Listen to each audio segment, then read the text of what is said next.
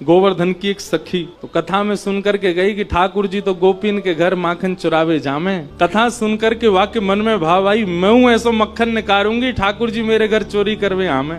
अभी की बात है, इसी कलिकाल में अब मक्खन निकाल लियो, निकाल करके माने मटका में मक्खन सजाए लियो, और वाक्य मन में आई कि ठाकुर जी को कैसे पता चले कि मैंने मक्खन निकालो है। तो दर्शनार्थी दर्शन करने जाते थे, उन्हीं दर्शनार्थियों में मक्खन लेके जाती। तो सब तो सामग्री मंदिर में चढ़ा देते, वो चढ़ाती नहीं, पीछे खड़े होकर के वहीं से मक्खन के पात्र को ठाकुर जी को दिखाती, और ठाकुर जी को दिखा कहती, धोरी गैया के दूध सो बढ़िया रात में जमाए करके मैंने दही निकारो, वह दही से ऐसो बढ़िया मक्खन निकारो लाला, लेकिन ये मैं तो दे के ना जाऊंगी, अपने घर में छीका पे लटकाए के रखूंगी, तेरी इच्छा होए तो चोरी करवे आए जाइयो। श्रीनाथ जी के मंदिर में जाके ठाकुर जी को लोभ देती है। सखी ने मक्खन ऐसे ठाकुर जी को दिखायो, और लाला मेरे घर चोरी करवे आ जा, ऐसा बढ़िया मक्खन है। और वहां ने सब बता दियो, मंदिर से निकल के सीधे जाओगे, पोखरते दाएं मुड़ जाइयो, वहां से बाएं मुड़ जाइयो, वहां सीधे आइयो, मई मेरो घर है, और मैं घर के सब लोग सो जामे रात्रि में, तब आए जाइयो, चुपचाप चोरी करके जाइयो। लाला मैं बस इतना देखना चाहूं,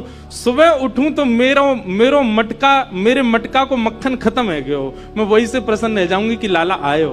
मुझे इच्छा ना है कि मैं तेरो दर्शन करूं, मैं तो पकड़ूं, मेरो मन बस ये कि मैं जो सामग्री बनाऊं तुम पाके चले जाओ। एक दिन निकल गया, ठाकुर जी नहीं आए। रोज सुबह सखी उठती है और मटकी उतार करके देखती मक्खन तो ज्यों को त्यों रखो है अभी भी। दूसरे दिन फिर नया मक्खन निकल, फिर गई ठाकुर जी को, लाला तू मान ना रहो मेरी बात, मैं तोकू दावे ते कह रही हूं, ऐसा मक्खन तेने पायो नहीं होगा, तो एक बार आ जा। दूसरे दिन भी ठाकुर जी नहीं आए।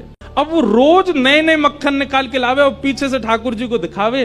तो श्रीनाथ जी मंदिर में खड़े हैं, ऐसे कटाक्ष नीचे नेत्र हैं, सामने कुंभन दास जी बैठकर के कीर्तन सुना रहे थे। ठाकुर जी के मुख में से लार टपकन लगी, यहाँ पे लार गिरन लगी, और वह लार को सामने बैठे भाई कुंभन दास जी ने देख लियो। कुंभन दास जी बोले, जय जय जय जय जी, लार कैसे निकल रही है, कहा है गो, भूख लग रही है का? तो ठाकुर जी तो कुंभन दास जी से बात करते थे। ठाकुर जो एक कुंभना, एक सखी आवे रोज और पीछे खड़ी खड़ी मही ते मक्खन दिखावे मुझे, और मुझको रोज लोभ दे के जाए, तुम चोरी करवे आ जाओ, तुम चोरी कर। अब मुझे तो यूं भय लगे, जो कलिकाल है, जो कलयुग है, कलयुग में मैं यदि सचल है गयो तो सब पकड़ लेंगे मुझको। अब मैं बाकी यहाँ कैसे जाऊं, मेरे खावे को बड़ो मन कर रहा है। कुंभन दास जी के नेत्र सचल हो गए, बोले जय हो नाथ, आपके रसोई घर भंडार में कोई कमी है? अरे इतनो मक्खन, इतनो दही, इतनो दूध, इतनी गौशाला, इतनी गैयान को दूध रोज आपके मंदिर में आवे, वही सखी कोई क्यों चाहिए? बोले अरे तो तू नहीं समझेगो, वो बड़े प्रेम ते आवे और सब तो चढ़ा जामे, यहाँ पे इतने लोग लाते हैं सामग्री, सबका भूख लगता है, कोई जरूरी थोड़ी।